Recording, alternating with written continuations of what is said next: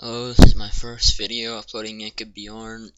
I'm going to show probably the most basic paint tutorial in a series to follow, but here's how I start.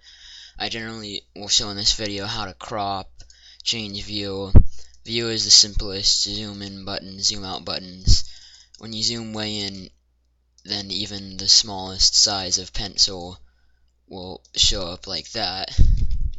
However, when you zoom way out and try and make the pencil, you can just see it but the thinnest line, and it almost looks gray even in a black setting. There's also, you can change the size of it. The general size, if you're just dinking around, you can use this. However, if you want an exact size, you can do it there, and in the bottom left corner of your screen it'll show the exact size of the thing, and you can change it around as you like. Next I'm going to show selecting an image. You can copy paste all things like that, but let's start by turning our screen orange. I can show you. This is probably the most basic selection. You don't really need that.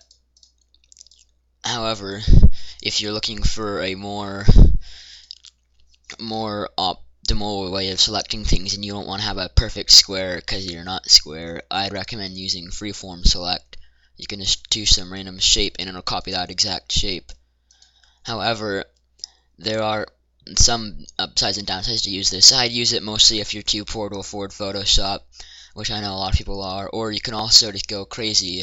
I've seen people do this before and make like some kind of abstract art that you can feature at your bistro or wherever you're going to be doing this at.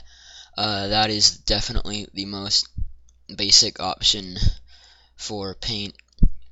However, there are better alternatives than just doing that all day, unless you have time to kill. Like maybe you have a English paper that's due in 2 weeks, and you're like, I could start on it, but you're not gonna, because that's how I am, and I wouldn't be surprised if half of you out there are like that anyway. Probably another thing to note with I'll start with rectangular selection. So let's choose a random shape to make in red. This is our shape.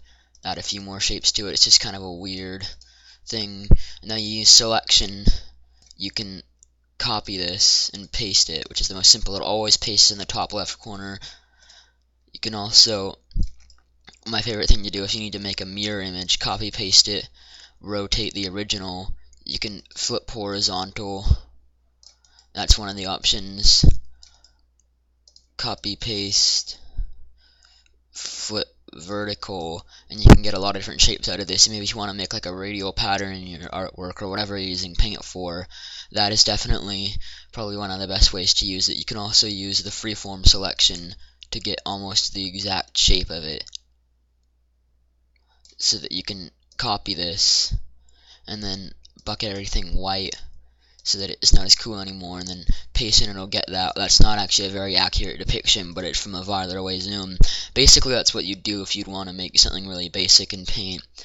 And you can also, the simplest way to do something is just to move it around, but if you're super fancy, you can do cut and then paste. Only that really accomplishes almost nothing. Those are definitely the most basic ways to use paint, and I'll be back more with next time. Thank you.